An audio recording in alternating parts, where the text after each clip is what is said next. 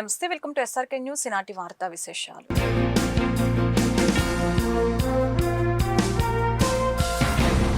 Eruva Jagadeeswari Koti Reddy memorial trust ఆధ్వర్యంలో పలు సేవా కార్యక్రమాలు జరిగాయి. ఈ మేరకు 1600 మంది విద్యార్థులకు 55 లక్షల విలువైన మెరిట్ స్కాలర్షిప్లు పంపిణీ చేశారు.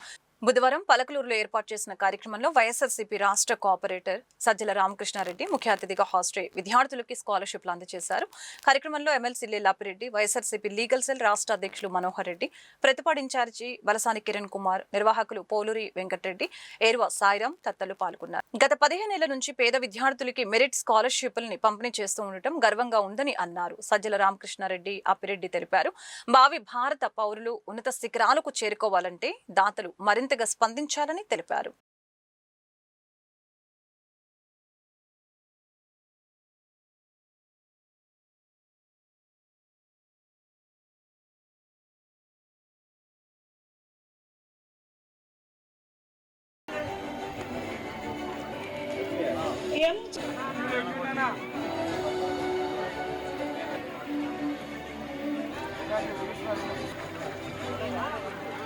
ధన్యవాదాలు సార్.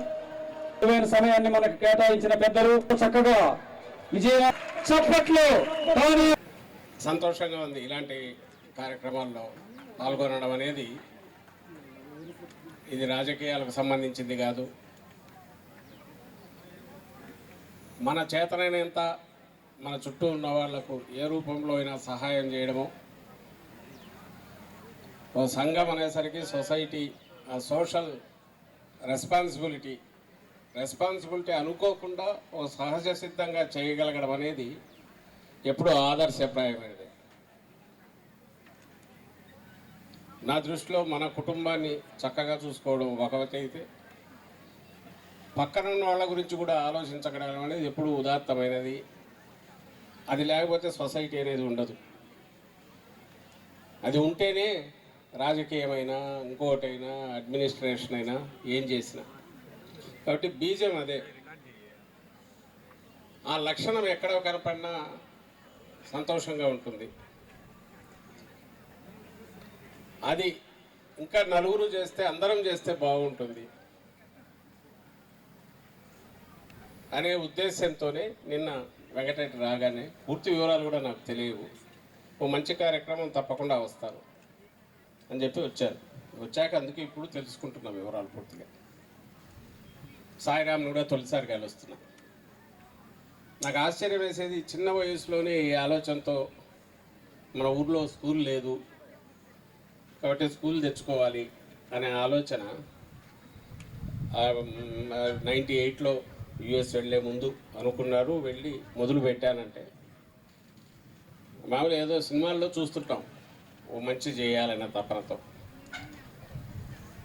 దానికి నలుగురు సహకరించినట్టున్నారు. ఆ లీడ్ తీసుకున్నాడు, అది ఆచరణ రూపం తీసుకుంది. ఓ పాఠశాల వచ్చింది ఇక్కడికి. దాన్ని కూడా ఏదో ప్రైవేట్ దీంట్లో నడిపి లాభాలు సంపాదించాలనుకోకుండా గవర్నమెంట్కి ఇవ్వడం, ఇవన్నీ కూడా మంచి లక్షణాలు. ఇక్కడ ఉన్న చాలామంది తమ చేతనైనంత చేస్తుండొచ్చు, ఇక్కడికి వచ్చిన వాళ్ళు కూడా చేస్తుండొచ్చు. ఈరోజు ఇక్కడికి వచ్చిన ఈ పిల్లలు కూడా రేపు ఇదే ఆలోచనలతో ముందుకు సాగగలిగితే, ఎందుకంటే ఇప్పుడు మరీ అవసరం. ఇప్పుడు ఉన్న పరిస్థితుల్లో పూర్తిగా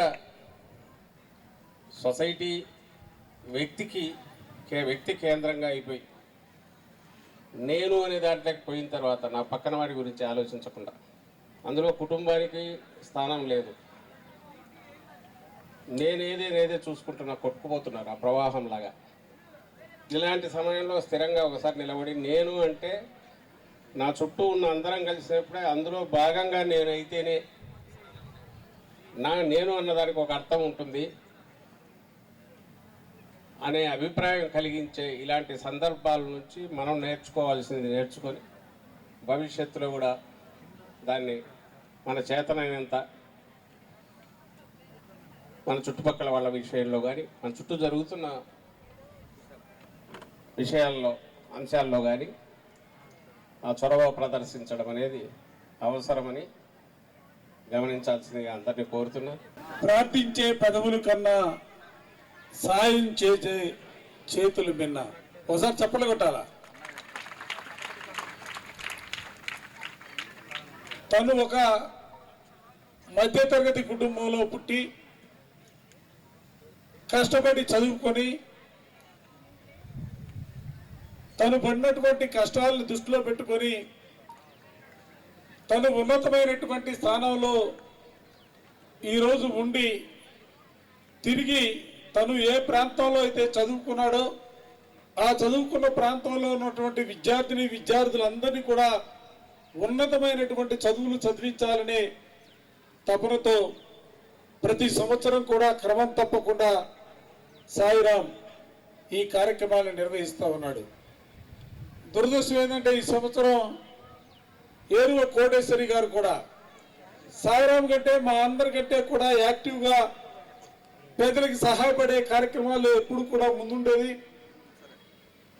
అటువంటి కోటేశ్వరి గారు, జగదీశ్వరి గారు ఈ మధ్యకాలంలోనే మరణించడం అనేది మనందరినీ దుఃఖ సముద్రంలో ముంచినటువంటి పరిస్థితులు. వ్యక్తిగతంగా ఏరువ కోటిరెడ్డి గారికి మాకు నేను చదువుకునే రోజుల్లో విద్యార్థి రాజకీయాల్లో ఉన్నప్పుడే ఏరువ కోటిరెడ్డి గారు ఈ ప్రాంతానికి సంబంధించి కాంగ్రెస్ పార్టీలో ఒక పెద్ద నాయకుడిగా ఉన్నటువంటి పరిస్థితులు. ఆయన నాయకత్వంలోనే ఈ ప్రాంతంలో అనేక సమస్యలపైన మేము ఉద్యమాలు చేసినటువంటి పరిస్థితులు కూడా ఈ సందర్భంగా గుర్తుకు తెచ్చుకుంటూ, ఎందుకంటే ఏరువ కోటిరెడ్డి గారితో సంబంధం పోలూరు వెంకటరెడ్డి గారు వాళ్ళ అమ్మాయిని చేసుకున్న తర్వాత కాదు. ఈ ఊర్లో హై స్కూల్ లేకపోతే నేను వెళ్ళిన తర్వాత కట్టిస్తాను అని ప్రామిస్ చేశాను ఊర్లో. దాని తర్వాత అప్పుడు నాకు ప్రామిస్ చేసినప్పుడు నాకు 2 లక్షలు అప్పు ఉంది ఇంట్లో, నాన్నగారు చనిపోయి ఉన్నారు. అయినా కూడా ఆ ఊర్లో స్కూల్ లేదు అన్న నాకు చిన్నప్పుడు యొక్క బాధలు గుర్తుండి చేస్తాను అని చెప్పి ప్రామిస్ చేసి వెళ్ళాను. ఎలా చేస్తానో నాకు తెలియదు ఆ రోజు, బట్ సంకల్పం ఆ రోజు నాకు దేవుడు నాతో ప్రామిస్ చేయించాడు. సో అలాగే నేను యుఎస్ వెళ్ళి ఫస్ట్ నా 2 లక్షల అప్పు తీర్చుకొని దాని తర్వాత స్కూల్కి ప్రామిస్ చేసినట్టు స్థలం కోసం అక్కడ మా అమ్మ మాకు చాలా హెల్ప్ చేసింది. మా అమ్మ, మా సిస్టరు, మా బావగారు వాళ్ళందరూ ఆ స్థలాన్ని సేకరించడానికి చాలా కష్టపడి మొత్తానికి స్థలాన్ని కొని మేమే దాన్ని కట్టించాం. స్కూల్ కట్టించడానికి చాలామంది హెల్ప్ చేశారు, డబ్బులు అది మా ఒక్కళ్ళది చెప్పుకోకూడదు. సో అలా స్కూల్ కట్టించిన తర్వాత మళ్ళీ ఇంకేం చేయొచ్చు అంటే స్కాలర్షిప్స్ ఇవ్వాలి, చాలామంది పేద విద్యార్థులు ఉన్నారని అప్పటి నుంచి 99, 2000 నుంచి ఫస్ట్ మా ఊరిలో వరకే మొదలుపెట్టాం. మా ఊరిలో 2 స్కూళ్ళు ఉన్నాయి, హై స్కూలు, ప్రైమరీ స్కూల్.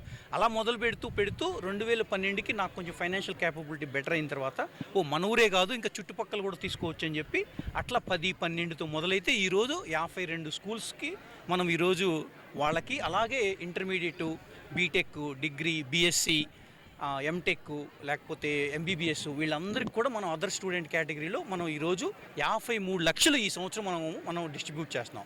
అలాగే లాస్ట్ ఇయర్ నేను పర్సనల్గా ఇచ్చింది 33 లక్షలు పర్సనల్గా ఈవెంట్ రోజు. ఆ ఈవెంట్ తర్వాత నుంచి ఈ రోజు వరకు 26 మంది స్టూడెంట్స్కి నేను పర్సనల్గా 36 లక్షలు వాళ్ళ కాలేజీలకు కానీ ఏది కానీ పే చేసాం. టోటల్గా 66 lakhs పర్సనల్ ఫండ్ మాది లాస్ట్ ఇయర్ నుంచి ఈ రోజు వరకు డిస్ట్రిబ్యూట్ అయింది. ఈరోజు 53 lakhsతో మళ్ళీ మొదలవుతున్నాం టోటల్ ఫండ్స్తో. అందులో ఇక్కడి నుంచి ఇంకా మళ్ళీ నెక్స్ట్ ఇయర్ మనం చూద్దాం ఎంత వెళ్తుందో ఏంటనేది. చాలామంది విద్యార్థులు ఇక్కడ ఉన్నారండి. నా పర్సనల్ ఎక్స్పీరియన్స్ ఏంటంటే ఇక్కడ ఎక్కువ మంది ఒక తల్లి, ఒక తండ్రి, ఒక సింగిల్ పేరెంట్ ఉన్నోళ్ళు వాళ్ళ పిల్లలకి చాలా చాలా కష్టంగా ఉంది. ఎందుకంటే వాళ్ళకి నెలకి 8,000, 9,000 కూడా రావట్లే వాళ్ళ జీతం. వాళ్ళ 2 పిల్లల్ని పెంచడం, వాళ్ళకి 40,000-50,000 కాలేజ్ ఫీజులు కట్టడం ఈజ్ అవుట్ ఆఫ్ పాసిబిలిటీ. వాళ్ళని మేము తీసుకుని కంప్లీట్ ఫీజులు కట్టడం చేస్తున్నాం మేము. అది ఇంకా పెంచాలి, ఇంకా ఎక్కువ మందికి హెల్ప్ చేయాలన్నది మా సంకల్పం. ఏరువ కోటిరెడ్డి గారి పేరు మీద ప్రతి సంవత్సరం ఇచ్చేలానే ఈ సంవత్సరం కూడా ఏరువ సాయిరాం గారు. కాకపోతే చిన్న విషయం ఏంటంటే కుటుంబం విషాదంలో ఉన్నప్పటికీ కూడా, ఎందుకంటే 6 రోజుల క్రితం ఏరువ జగదీశ్వరి గారు మరణించడం జరిగింది. అయినప్పటికీ కూడా సంకల్పం బలంగా ఉండటం మూలంగా ఎంతమంది చెప్పినా కూడా ఒక మంచి కార్యక్రమాన్ని మనం చేస్తున్నాం. దీన్ని ఆపటం సరైన పద్ధతి కాదు. ఆల్రెడీ మనం పోస్ట్పోన్ చేసాం, మళ్ళీ పోస్ట్పోన్ అయితే ఇబ్బంది పడతారు విద్యార్థులు అని చెప్పి విద్యార్థుల యొక్క మీద ప్రేమతో, విద్యార్థుల యొక్క పట్ల అంకిత భావం ఉన్నటువంటి సాయిరాం గారు ఈ రోజున సుమారుగా 53 లక్షలు అయితే ఈరోజు ఉపకార వేతనాలు ఇవ్వడం జరుగుతూ ఉంది. ప్రతి నెల కూడా 1 లక్ష రూపాయలు ఒక 20 నుంచి 25 మంది విద్యార్థులకు ప్రతి నెల ఇచ్చే కార్యక్రమం ఒకటి. టోటల్గా సంవత్సరానికి వచ్చి మాకు చెప్పకుండా దాదాపుగా ఇంకొక 20 లక్షలు ఇస్తారని నాకు తెలుసు. కుటుంబంలో చెప్పకుండా టోటల్గా 1 కోటి రూపాయల దాకా ప్రతి సంవత్సరం ఖర్చు పెట్టేటటువంటి ఉన్నతమైనటువంటి మనస్సునిచ్చినటువంటి దేవునికి, అలాగే సాయిరామ్ మళ్ళీ ప్రతి సంవత్సరం అంటే మా ఫ్యామిలీ ఉన్నంతకాలం ఈ కార్యక్రమాన్ని కొనసాగించాలా అనే ఒక ఉద్దేశంతో సాయిరామ్ ఉన్నాడు కాబట్టి ఆ సాయిరామ్కి దేవుని యొక్క ఆశీస్సులు, మా కుటుంబం ఆశీస్సులు ఎప్పుడూ ఉంటాయని తెలియజేసుకుంటూ, రాబోయే రోజుల్లో విద్యార్థులు కూడా ఇదే విధంగా స్కాలర్షిప్స్ ఇచ్చేదానికి ప్రయత్నం చేయాలని, స్కాలర్షిప్ తీసుకున్న విద్యార్థులు ఆ విధంగా ఉన్నత స్థానానికి చేరుకొని స్కాలర్షిప్స్ వాళ్ళు కూడా ఇచ్చే విధంగా ఉండాలని చెప్పి మనస్ఫూర్తిగా కోరుకుంటూ thank you very much. Thank you media. రాష్ట్ర వ్యాప్తంగా నెలకొన్న విద్యారంగ సమస్యల్ని పరిష్కారం చేయాలని డిమాండ్ చేస్తూ ఏఏఎస్ఎఫ్ గుంటూరు జిల్లా సమితి గుంటూరు కలెక్టరేట్ వద్ద బుధవారం ధర్నా చేపట్టింది. ఏఏఎస్ఎఫ్ కార్యదర్శి బందెల నాజర్జీ మాట్లాడుతూ ఆంధ్రప్రదేశ్ విద్యారంగ సమస్యల నిలయంగా మార్చిన ఘనత ఈ రాష్ట్ర ప్రభుత్వానికి దక్కిందని, పాఠశాల విద్య నుంచి యూనివర్సిటీల విద్య వరకు అనేక సమస్యలు విలయ తాండవం చేస్తున్నాయని అన్నారు.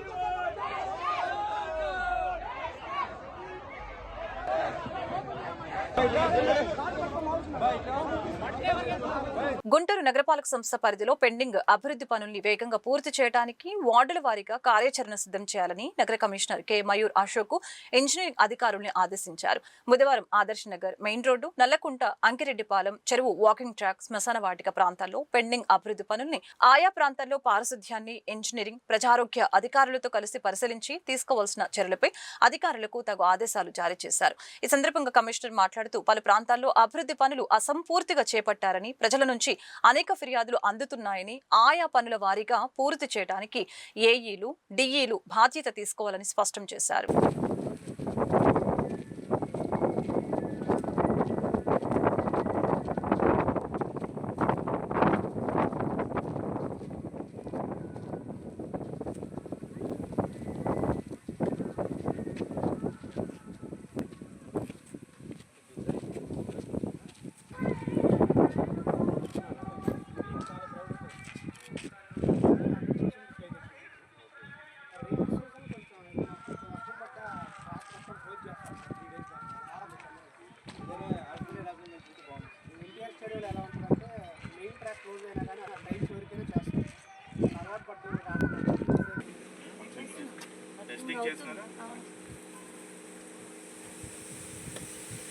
ఇంకా నెక్స్ట్ అప్పుడు స్టార్ట్ చేయాల్సిన నీళ్ళు వర్క్స్ ఉన్నాయి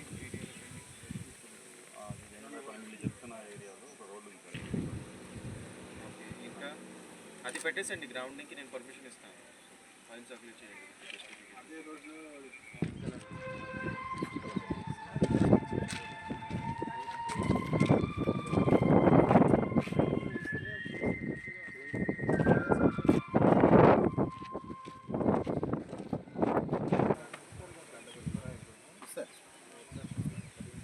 డేట్ కార్డ్ పెట్టుకోండి ప్రాపర్ అక్సెప్టబుల్ ఉండాలి చాలా చాలా ఎక్కువ ఉండాలి మినిమం పెట్టుకోండి మన మెయింటెనెన్స్ కావాలి ఇక్కడ ఏంటి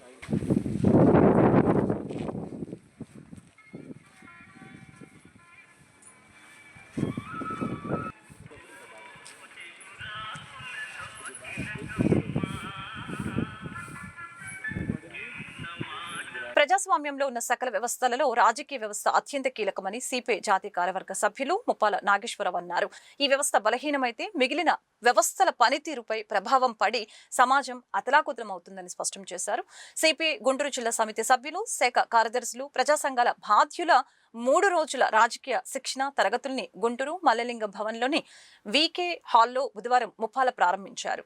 గుంటూరు జిల్లా కార్యదర్శి కోట మాల్యాద్రి అధ్యక్షతన జరిగిన శిక్షణ తరగతులలో ముప్పాల ప్రారంభోత్సవం చేశారు. రాజకీయ వ్యవస్థ ప్రజా బంధువుగా, ప్రజా సంక్షేమాన్ని కాంక్షించేదిగా ఉండాలని అన్నారు. ప్రజాస్వామ్యంలో రాజకీయ పార్టీలు మాత్రమే అధికారం చేపడతాయని, పార్టీల సిద్ధాంతాలు ఆచరణలో పెట్టే నేతల తీరుపై పాలన ఆధారపడి ఉంటుందని చెప్పారు. 100 ఏళ్ల చరిత్ర కలిగిన పార్టీ, 6 ఏళ్ల ముందు పుట్టిన పార్టీ, 9 ఏళ్ల ముందు పుట్టిన పార్టీ, 4 ఏళ్ల ముందు పుట్టిన పార్టీ, ఒక చోట ఢిల్లీలో కేజ్రీవాల్, తమిళనాడులో విజయ్ గారు, పూర్వం ఎన్టీఆర్ గారు, ఇంకా కొన్ని చోట్ల రకరకాలు వస్తున్నాయి.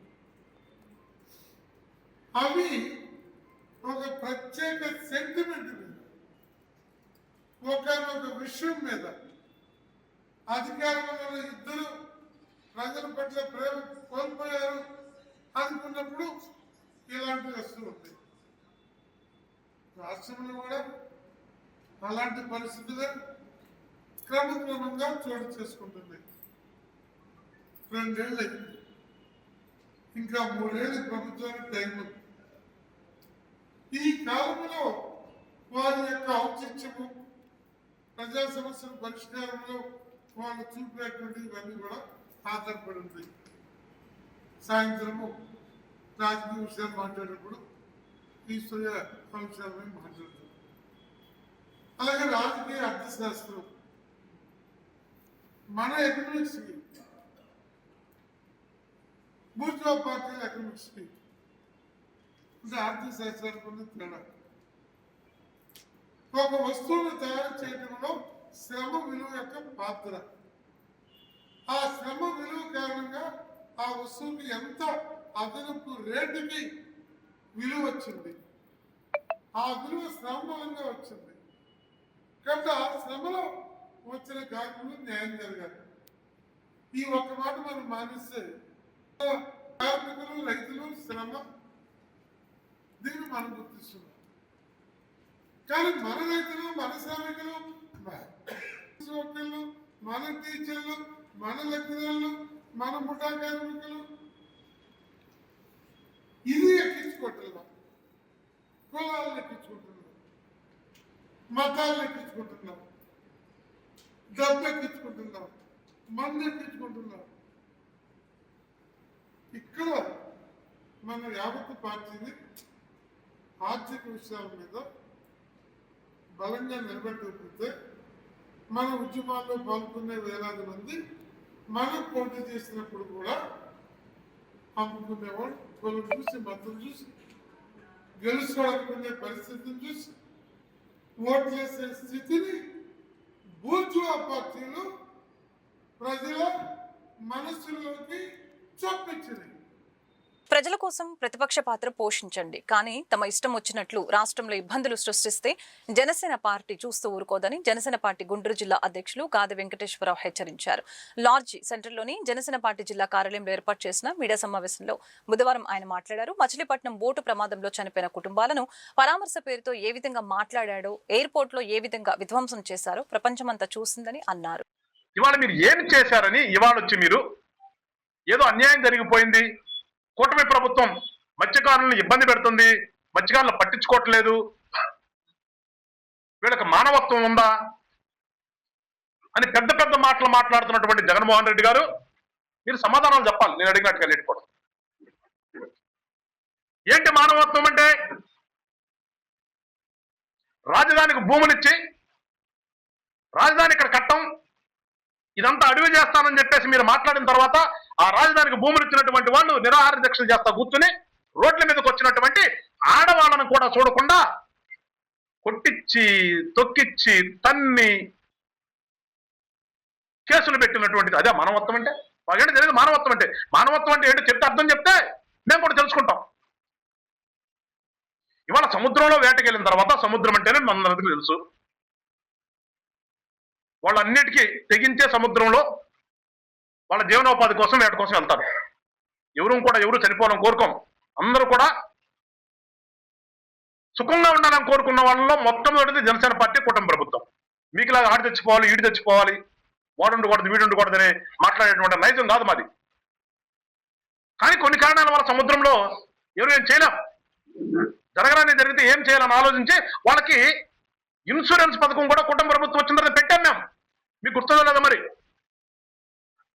ఇట్లాగే ఏదైనా జరిగితే వెంటనే వాళ్ళని ఆదుకునే ప్రయత్నం చేస్తున్నాం కూటమి ప్రభుత్వం. తగుదనమ్మా అంటూ ఏదో ఒకటి మాట్లాడాలి కాబట్టి, ఏదో ఒకటి చేయాలి కాబట్టి వచ్చేసాం. ఎస్, ఖచ్చితంగా మేము కూడా వెల్కమ్ చెప్తున్నాం, రావాలి మీరు. ప్రతిపక్షం అంటున్నారు కాబట్టి ఖచ్చితంగా మీరు ప్రజల కోసం రావాలి. కానీ వచ్చి ఏం మాట్లాడాలో కూడా తెలియకుండా మాట్లాడితే ఎట్లా జగన్మోహన్ రెడ్డి గారు? మళ్ళాడుతున్నారు, ఎన్ని కోట్లు ఇచ్చారు మీరు? ఇవాళ కోటి ఇవ్వమని చెప్పి డిమాండ్ చేశారు. మీరు మీ హయాంలో దాదాపుగా 275 ఇలాంటివే మరణాలు జరిగినాయి. దాదాపు 66 మందో 67 మందో గల్లంత అయిపోయారు, దొరకలేదు. వాళ్ళలో ఎన్ని కుటుంబాలను మీరు ఆదుకున్నారు? లెక్కలు చెప్పండి. రేపు పొద్దున వచ్చినారు. జనసేన పార్టీ నుంచి అడుగుతున్నాం, ఎందుకంటే చెప్పాలి, బాధ్యత మీ మీద ఉంది. గతంలో మీరు ముఖ్యమంత్రి చేశారు కాబట్టి మేము ఈ రకంగా చేశాము, మీరు చెయ్యట్లేదు అని నిలవేయండి. అది ప్రతిపక్ష పాత్ర అంటే ఇవాళ మీరు పోటీచించాల్సింది. మేము ఇంతవరకు ఇచ్చి ఆదుకున్నాము, ఇన్ని కోట్లు ఇచ్చాము, మీరు ఇవ్వట్లేదు అని మీరు మాట్లాడితే మేము కూడా సరి చేసుకునేటటువంటి ప్రయత్నం చేస్తాం. నిజంగా మీరు చేసిన మేము తప్పు చేస్తే. ఏనాడు రూపాయి ఇచ్చిన పాపను పోలేదు. ముఖ్యమంత్రిగా ఉన్న కాలంలో ఎప్పుడు ఎన్ని పరామర్శించిన దాఖలాలు లేవు. అసలు గల్లంతైపోయిన వాళ్ళకి సర్టిఫికెట్లు ఇచ్చి వాళ్ళని ఆదుకుందామనే ఆలోచన లేదు మీకు. ఇవన్నీ మీ ముడ్డెనక పెట్టుకుని ఇవాళ మీరు తగుదనమ్మా అంట వచ్చి పరామర్శకి వెళ్ళిన వాళ్ళు ఏ రకంగా వెళ్తారు? మీరు ఏ రకంగా నిన్న వైజాగ్ వెళ్ళారు? మీరు పరామర్శించడానికి వెళ్తే వైజాగ్ ఎయిర్పోర్ట్ లో మీ శ్రేణులు అక్కడ బారికేడ్లు ఎరగొట్టి పోలీసులు తన్ని ఈ గొడవ చేయాలా? మీరు వెళ్ళే దారి పొడుగున మావిగల్ డోంట్ నీడ్ అగ్రిమెంట్ అంట, లోడెడ్ 29 ఇవే స్లోగన్స్. ఇవి పెట్టుకున్నా మీరు వెళ్ళిన దేనికి? మీరు పరామర్శించడానికి వెళ్తాం ఏంటి? రోడ్డు ఏమంటే ఏమైనా పోస్టర్లు అతికించడం ఏంటి? అంటే మీరు ఇంకా కూడా నిస్సిగ్గుగా ఆంధ్ర రాష్ట్రంలో గొడవలు పెట్టడానికే మీరు బయటకు వస్తున్నారు. శవాలను అడ్డం పెట్టుకుని ఆ శవాల పరామర్శ పేరుతో గొడవలు పెట్టుకుంటాకు వస్తున్నారా? అన్రెస్ట్ క్రియేట్ చేయడానికి వస్తున్నారా? నిజంగా ప్రజల మీద, వ్యవస్థల మీద మీకు నమ్మకం ఉండి ప్రజలను గౌరవించి నిజంగా ప్రజల మీద ప్రేమ చూపించడానికి వస్తున్నారా? మీరు ఒకసారి ఆత్మ పరిశీలన చేసుకోండి జగన్మోహన్ రెడ్డి గారు. ఈ వార్తలు ఇంతటితో సమాప్తం. మరొక బులెటిన్ మళ్ళీ కలుద్దాం. నమస్కారం.